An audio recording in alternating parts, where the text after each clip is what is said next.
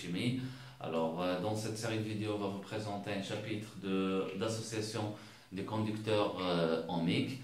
Alors, contrairement à ce qu'on avait vu déjà jusqu'à présent des circuits simples, alors un circuit peut comporter un nombre quelconque de dipôles, de résistance, que ce soit en série, que ce soit en parallèle. Alors, dans ce chapitre, alors on va voir dans cette nouvelle leçon, on va voir l'association, donc les différents types d'associations, donc l'association en série, l'association aussi en parallèle, et donc comment détermine-t-on la notion, donc c'est une notion très importante en physique, c'est la notion de résistance équivalente. Alors c'est-à-dire chaque circuit qui comporte plusieurs résistances, que ce soit en parallèle, c'est-à-dire en dérivation ou en série, donc peut être généralisé à une résistance qui s'appelle une résistance équivalente. Alors, qu'est-ce que c'est que cette notion de résistance équivalente?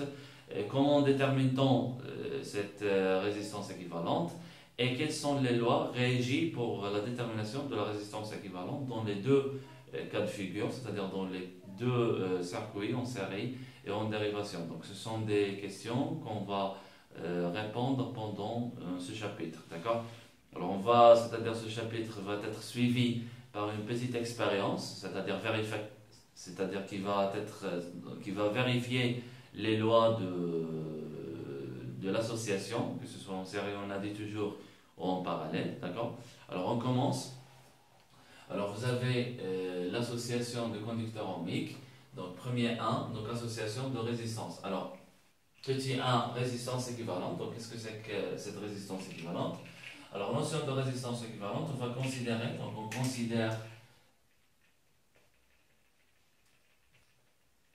considère deux dipôles. Alors, D1 et D2, d'accord? D1 et D2, de résistance respective, donc R1 et R2, d'accord?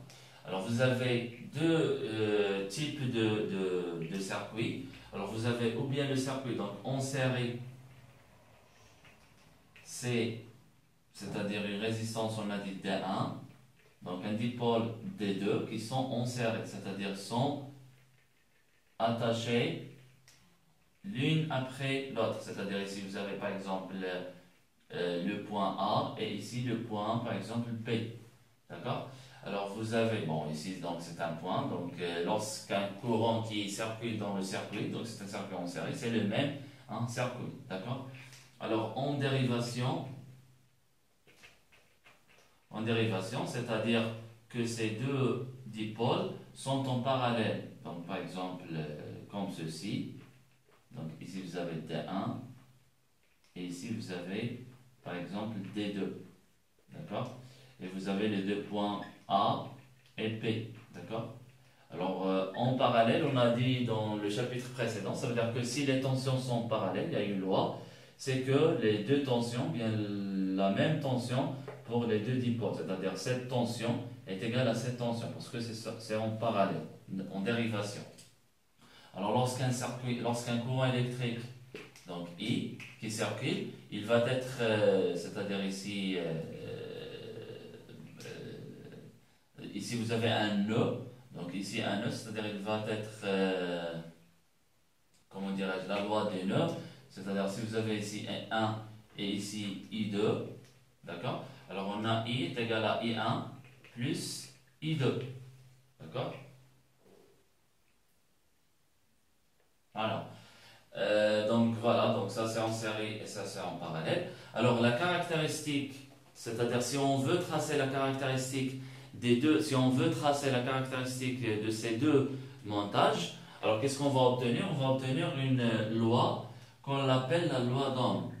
D'accord? C'est-à-dire si on trace UAB en fonction de I, c'est-à-dire en fonction du courant qui circule dans le circuit, qu'est-ce qu'on va obtenir?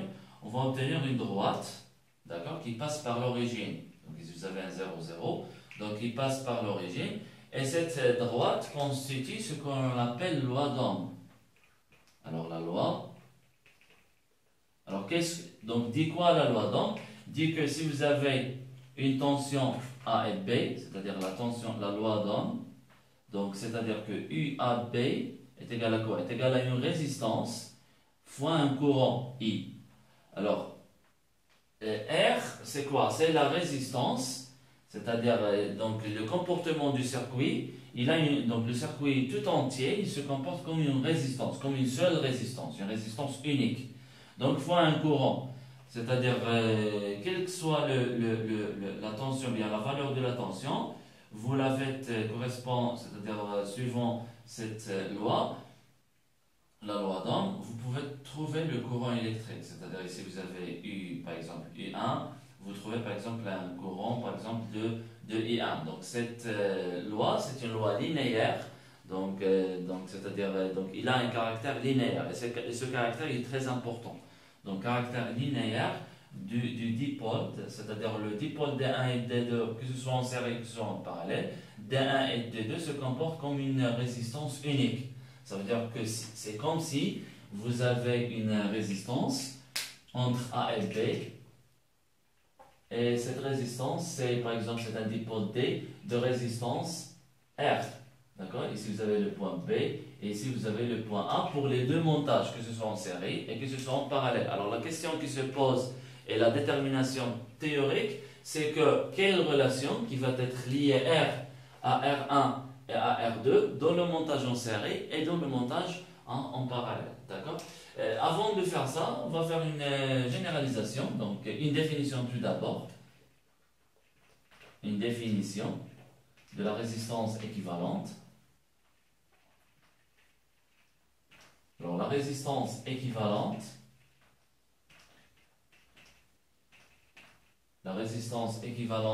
d'un montage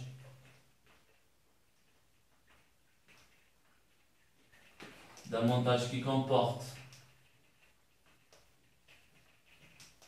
des résistances, des fois on parle de résistors, des résistances en série ou en parallèle,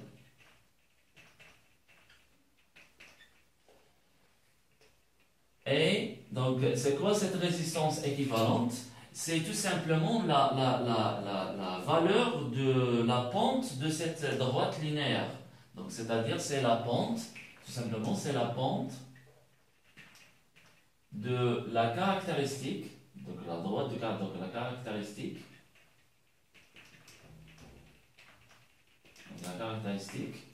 donc si vous voulez UAB en fonction de I.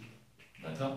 Donc si vous variez la tension entre, donc si vous prenez donc un montage et que vous variez la tension UAB, donc ici on prend A et B, d'accord?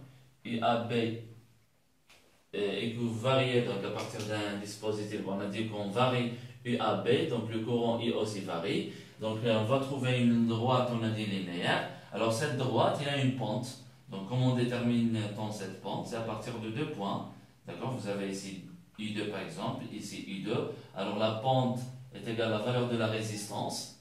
D'accord? C'est égal à quoi? C'est égal à delta U divisé par delta I. Donc delta U, ça veut dire U2 moins U1 divisé par I2 moins I1.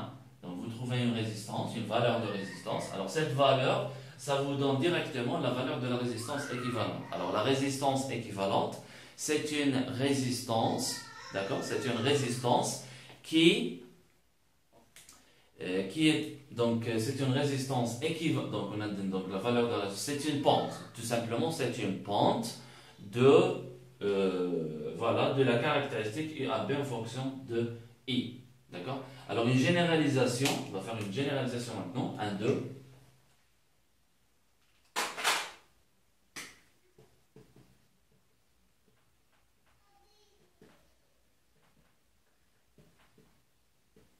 Généralisation.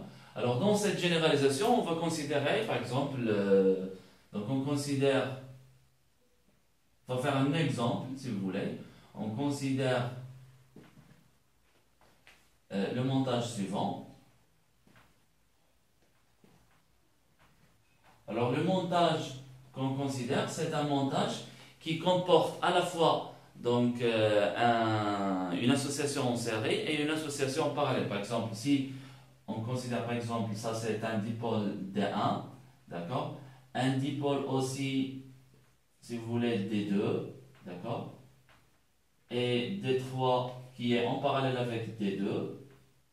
Et par exemple, un dipôle aussi, finalement, dipôle 4 entre la branche B et la branche A. Alors ça, c'est un montage de résistance. On a dit D1 est un dipôle de résistance R1. La même chose pour D2. C'est un dipôle de résistance R2, d'accord? D3 la même chose, de résistance R3, et D4 la même chose, de résistance, on a dit, R4. Alors l'association maintenant de ces résistances, d'accord? L'association, ou bien la valeur de la résistance, si vous voulez, équivalente, c'est quoi? C'est l'association, c'est-à-dire vous devez, qu'est-ce qu'on trouve expérimentalement? Eh bien, on trouve que, donc, de la même chose, on trouve que si on varie UAB à partir d'un, c'est-à-dire un générateur, un dispositif qui permet de varier la tension, donc UAB entre entre ces deux branches, d'accord, ça c'est la tension UAB, en fonction du courant I principal qui, c'est-à-dire circule dans le circuit, on trouve une droite, d'accord, qui passe par l'origine aussi. Alors cette droite, elle a une droite, donc cette valeur, elle a une équation, pardon. Elle a une équation, donc UAB est égal à quoi? Est égal à R fois I, d'accord? Alors avec R, c'est quoi? C'est la valeur de la résistance du montage tout entier, c'est-à-dire de tout le montage. Donc comment détermine-t-on R? Alors expérimentalement, c'est que l'association de ces deux résistances en parallèle, d'accord, et qui va être une seule résistance qui va être par la suite en série avec le dipôle D1 et le dipôle D4. Et finalement, on va y avoir un montage qui comporte D1, par exemple D et D4 qui sont en série. Alors en série aussi, on sait que chaque dipôle, quels que soient les dipôles, donc vous avez une seule résistance équivalente. Et cette résistance équivalente, c'est la valeur de R. On l'appelle aussi, d'accord, RE. Donc RE, c'est quoi? Donc RE est la valeur de la résistance, d'accord, et la valeur de la résistance d'association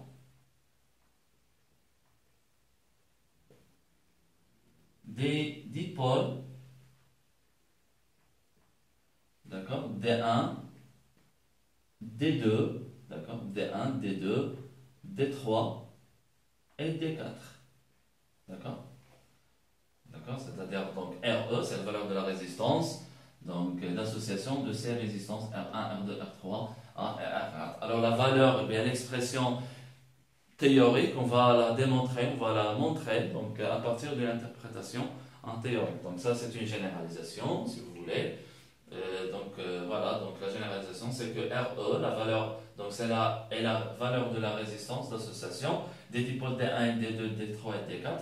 On l'appelle résistance équivalente.